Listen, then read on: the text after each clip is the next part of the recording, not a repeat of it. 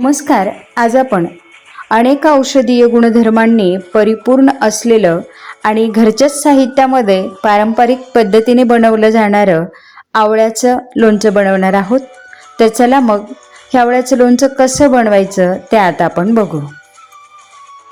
तर हे आवळ्याचं लोणचं बनवण्यासाठी इथे मी 500 ग्रॅम इतके ताजे आवळे घेतले. आवळे स्वच्छ धुवून घेतले, कोरडे करून घेतले आणि हलकेसे उन्हामध्ये त्याला ऊन दाखवून घेतले. त्यानंतर एका चाळणीमध्ये हे आवळे काढून घेतले, पातेल्यात पाणी घेतलं आणि हे पाण्यावरती आपण ही जाळी किंवा ही चाळणी ठेवलेली आहे. आता गॅसच्या फुल फ्लेमवरती आपण आवळे वाफवून घेणार आहोत.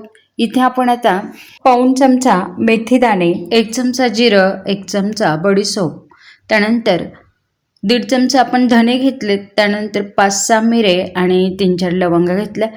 हे सर्व मसाले आपल्याला हलकेसे भाजून घ्यायचे. तर जाडबड असलेल्या कढईमध्ये आपण मेथीदाणे सोडून सर्व मसाले एकत्र हलकेसे भाजून घेत आहोत. अगदी हलकासा त्याचा कलर चेंज झाला की आपल्याला हे मसाले काढून घ्यायचे. त्यानंतर आपण मेथीदाणे घातले, गॅसची फ्लेम बंद केलेली आहे आणि फक्त गरम असलेल्या कढईमध्ये आपण मेथीदाणे आणि 2 चमचे मोहरी या ठिकाणी भाजून घेणार आहोत. तर कढई अगदी गरम असल्यामुळं आपली ही मोहरी लगेच तडतडायला लागली. तर आपली ही मोहरी आणि मेथीदाणे छान भाजून झालेले आहेत. सर्व मसाला आपण बाजूला काढून घेतला आहे, तो मिक्सरला बारीक करून घेऊ. आता बघा इकडे आपले हे आवळे जे आहे तर ते छान वाफवले गेले, हलकेसे त्याला क्रॅक केलेले दिसत आहेत. आता हे थंड करून घेतले आणि त्यानंतर आपण हे आवळे असे व्यवस्थित त्याच्या फाका किंवा त्याच्या फोडी तयार करून घ्यायच्या आहे. बघा, कारण आवळा छान वाफवल्या गेल्यामुळे त्यातली जी बी आहे तर ती अलगद बाजूला होऊन जाते आणि बाकी आवळ्याच्या अशा पद्धतीने आपण सर्व फोडी तयार करून घेतल्या. आता त्यातच साधारण 100 ते 150 ग्रॅम इतका गूळ घेतला आहे आणि हा गूळ आपण त्यामध्ये टाकून घ्यायचा आहे, व्यवस्थित मिक्स करायचं आहे. आता हे आवळे आपण झाकायच्या दृष्टिकोनातून दुसऱ्या भांड्यामध्ये ट्रान्सफर करू आणि अशा पद्धतीने त्यात आपण हे एका पातेल्यामध्ये आवळे काढून घेतले. आता 5 ते 6 तास आपले हे आवळे असेच झाकून ठेवायचे आणि अधूनमधून त्याला हलवत राहायचे. 5-6 तासानंतर आवळ्यातील गूळ पूर्णपणे मेल्ट झालाय. आपण आता गॅसवरती पुन्हा एकदा हे शिजवून घ्यायचे. त्यातलं पाणी बऱ्यापैकी कमी झालं की आपल्याला आवळे बाजूला काढून थंड करायला ठेवायचे. त्यानंतर 2 मोठे चमचे आपण तेल गरम करून घेतले. त्यात तेल गरम झाले की नाही हे बघण्यासाठी थोडीशी मोहरी टाकली होती.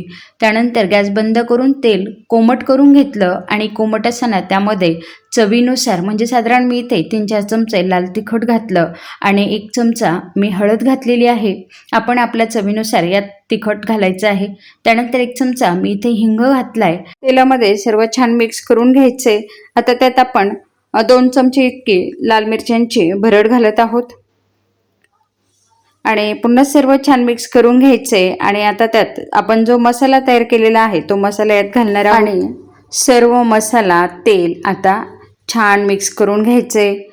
तेल आता पूर्णतः थंड झालेलं आहे आणि आता हा सर्व मसाला आपण आवळ्याच्या फोडींवरती काढून घ्यायचा आहे.